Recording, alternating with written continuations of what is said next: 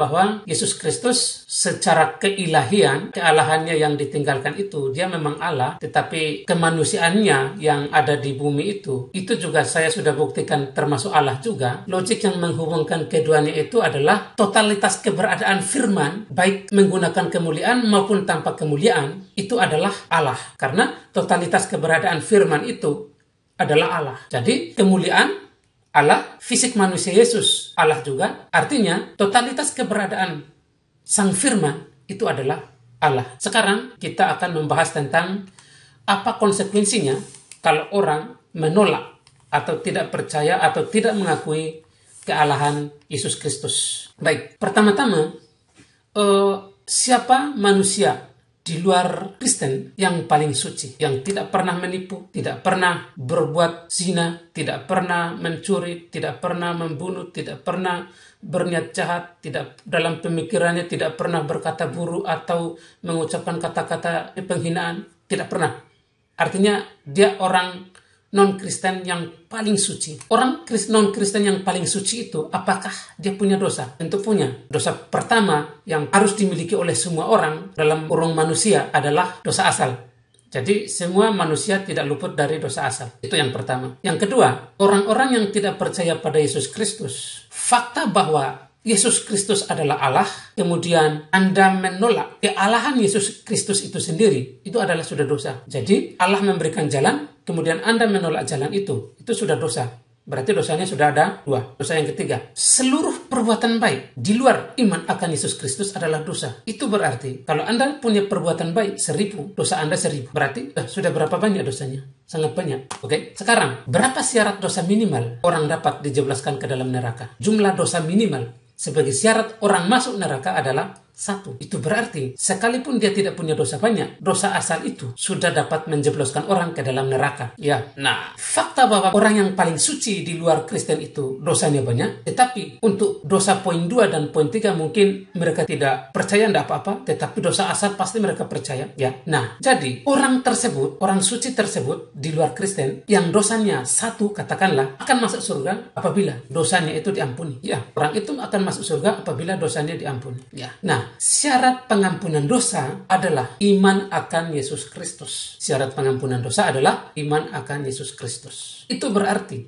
orang yang di luar Kristen yang tidak percaya, tidak mengakui kealahan Yesus Kristus, dosanya tidak diampuni. Ya. Dengan demikian, matilah dia dalam dosa. Itu untuk konsekuensi bagian pertama, mati dalam dosa. Bagian kedua, konsekuensi bagian kedua, hidup dalam kegelapan. Mungkin untuk bagian poin pertama tadi, konsekuensi bagian poin pertama, mungkin ada ayat yang mendasari saya berkesimpulan demikian, yaitu barang siapa tidak percaya bahwa akulah Dia, maka kamu akan mati dalam dosamu. Ya, jadi kalau orang tidak percaya bahwa Yesus Kristus adalah Allah, maka kamu akan mati dalam dosamu. Dosamu apa? Yang dosa tadi, sekalipun jumlahnya cuma 1, itu sudah menjebloskan Anda ke dalam neraka. Dosa Anda itu tidak akan diampuni kalau Anda tidak mengakui kealahan Yesus Kristus. Ya, sehingga Anda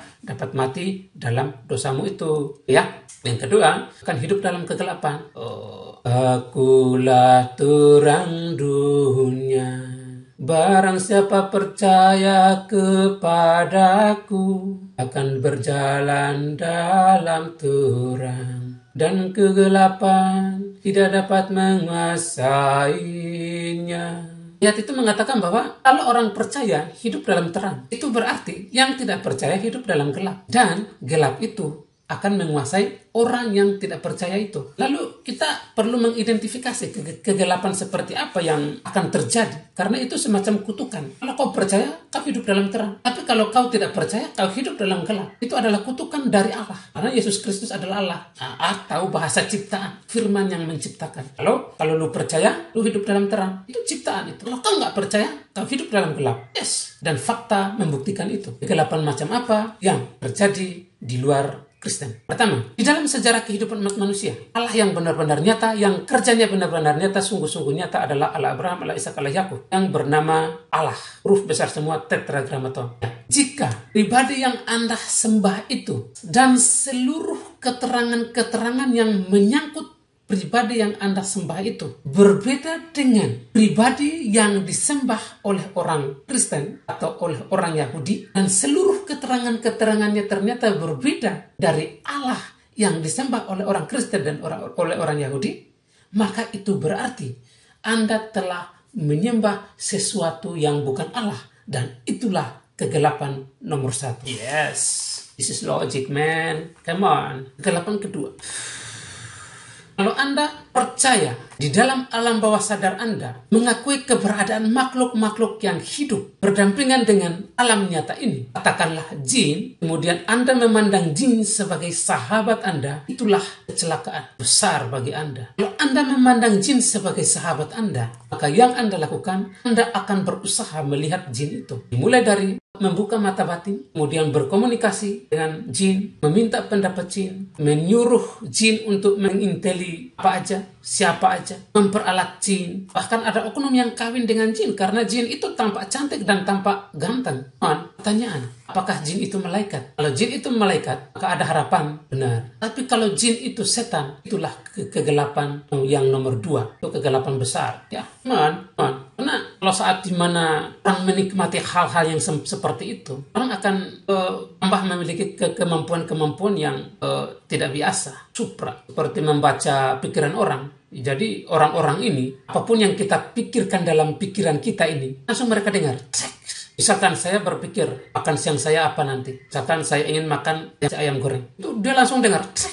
Langsung dengar. Kemudian apa yang saya simpan dalam batin saya, langsung dia rasakan. Artinya, orang-orang seperti itu, masuk dalam poin 3, konsekuensi poin 3, tidak bersandar secara penuh pada Tuhan. Orang-orang seperti itu mengandalkan kemampuannya. Jadi, misalkan dia pergi bertamu ke suatu rumah tertentu, padahal tuan rumah itu ingin berencana untuk memberikan dia racun. Tapi, langsung ketahuan. Nah, karena ketahuan, maka dia nggak minum. Itu berarti, Tuhan tidak ikut campur dalam hal itu. Saya orang polos. Saya pergi bertamu. Kemudian rumah itu ternyata memberikan saya berencana untuk membunuh saya dengan memberikan racun. Saya nggak tahu, saya minum aja. Nah, setelah saya minum, kalau saya tidak mati, itu berarti Tuhan ikut campur. Itu yang saya maksud. Itu berarti saya bersandar secara penuh pada Tuhan. Saya tidak punya kemampuan apapun dan saya mengandalkan Tuhan. Itu yang benar. Sementara orang-orang yang punya kemampuan tadi, saya mengandalkan kemampuannya. Jadi kalau ada orang berbuat jahat, dia udah tahu duluan. Berarti dia tidak bersandar secara penuh pada Tuhan. Dan ini fakta. Ya, apalagi